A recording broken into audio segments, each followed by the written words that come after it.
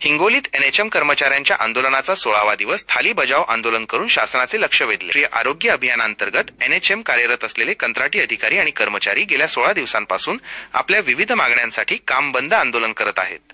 हिंगोली जिल्हा परिषदेसमोर सुरू असलेल्या या आंदोलनाने आता अधिक तीव्र स्वरूप धारण केले आहे। 16व्या दिवशी कर्मचाऱ्यांनी थाली बजाव आंदोलन करून शासनाचे लक्ष वेधण्याचा प्रयत्न केला।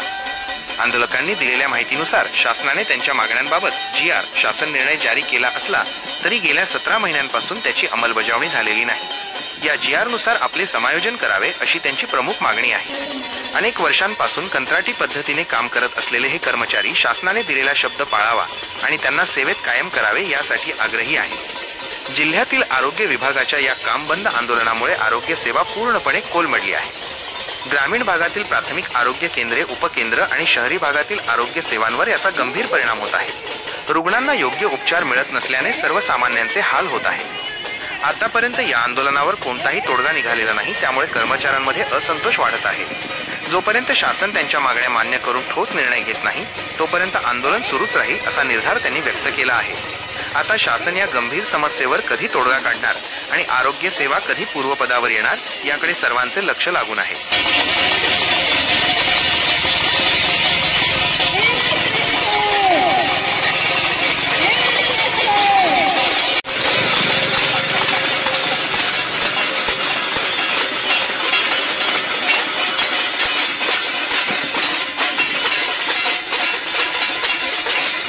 तारखेपासून सर्व जिल्ह्यातील राज्यभर कंत्राटी कर्मचारी एनआरएचएमच्या कंत्राटी कर्मचारी आंदोलन चालू आहे।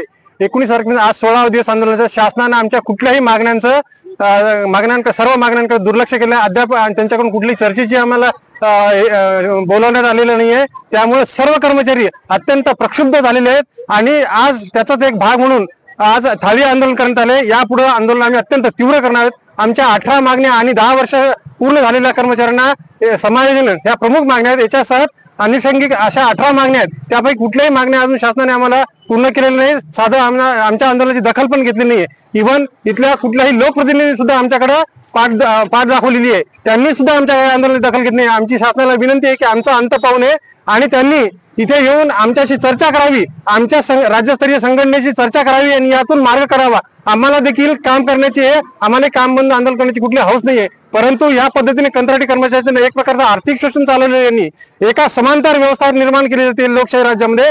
एक एएनएम जी नियम येते ती 1 लाखाच्या घरात पगार उचलते, तर कंत्राटी कर्मचारी आमची एएनएम बहीण ही 16,000च्या आसपास होती। ही कुठली व्यवस्था तुम्ही निर्माण करता असं मला शासनाला जाब विचारायचा आहे। या कुठली व्यवस्था तुम्ही इथं रुजू करत आहे या लोकशाहीमध्ये? एका लोकशाही राज्यामध्ये अशा पद्धतीची दुहेरी व्यवस्था तुम्ही निर्माण करतायत। मला शासनाला सांगायचं ही कंत्राटी पद्धत कायमस्वरूपी बंद करून आम्हाला न्याय द्यावा आणि आम्हाला समावेशन करून आमचं समावेशन करावा आणि आम्हाला आमच्या 18 ज्या अनुषंगिक मागण्या आहेत त्या पूर्ण कराव्या।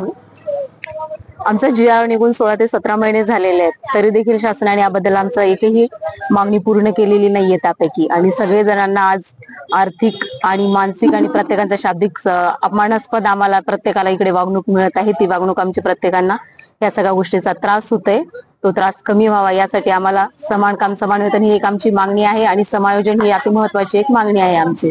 तर त्या मागणीवर सरकारने अजूनही विचार केलेला नाहीये। त्या गोष्टीसाठी सरकारने विचार करावा आणि जे सचिवापर्यंत होतात हे सगळ्या गोष्टी 18 मागण्या त्यापैकी आमच्या मागण्या मान्य कराव्या हीच आमची शासनाला विनंती आहे। आमचे आता तीव्र आंदोलन करत आहेत आम्ही सगळेजण, त्याच्यामध्ये आज थाली आंदोलन झालेलं आहे आणि इथून पुढे अजून देखील तीव्र आंदोलन करणार आहेत, जेणेकरून शासनाला आमची जे काही मागण्या केलेल्या आहेत त्या मागण्याबद्दल विचार करायला भाग पाडतोय।